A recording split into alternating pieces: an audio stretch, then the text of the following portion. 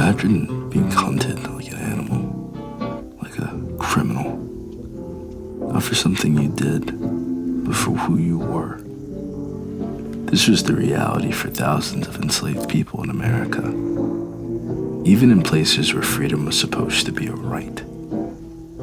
In 1793, and again in 1850, the U.S. government passed laws that turned the entire nation into a hunting ground for freedom seekers. These laws were known as the Fugitive Slave Acts. They were designed to uphold the institution of slavery, even as the nation grew divided over its morality. What did it do? The first Fugitive Slave Act of 1793 allowed enslavers to capture and return escaped enslaved people across the state lines. It also penalized anyone who helped them, making it a crime to offer food, shelter, or assistance. For enslaved people, this law meant that even if they reached the free state, they were never truly safe. For abolitionists, it was a call to action, sparking the beginnings of organized resistance. The 1850 Fugitive Slave Act was even more brutal. It required citizens to assist in capturing freedom seekers, denied captured individuals the right to a jury trial, and appointed federal commissioners to oversee cases.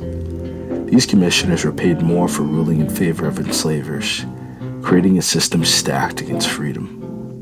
This law turned every citizen into a potential slave catcher, deepening the moral divide in the nation. It also led to dramatic confrontations, like the rescue of Shadrach Minkins in Boston, and like Christiana resistance in Pennsylvania, where black communities and white allies fought back against kidnappers. Take the story of Anthony Burns, a freedom seeker captured in Boston in 1854. His trial sparked massive protest, and though he was eventually returned to slavery, his case became a rallying cry for abolitionists. Despite the risks, thousands of enslaved people continued to seek freedom. Often with the help of the Underground Railroad, courageous fighters like Harriet Tubman, Frederick Douglass, and countless unnamed heroes risked everything to defy those unjust laws.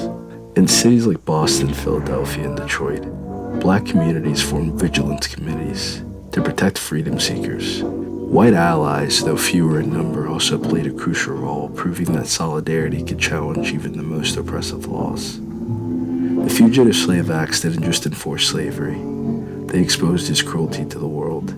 They fueled the fire of abolitionism and helped push the nation towards civil war, a conflict that would ultimately end slavery in the United States. The legacy of these laws reminds us that freedom is never guaranteed. It's a constant fight, one that continues today in the ongoing struggle for racial justice and human rights. The Fugitive Slave Acts were a dark chapter in American history, but they also revealed the power of courage, resistance, and unity.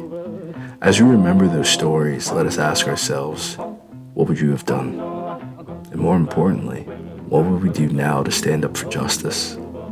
Until next time, stay curious, stay informed, and keep making history. I'm Daryl Omar, and I'll see you soon.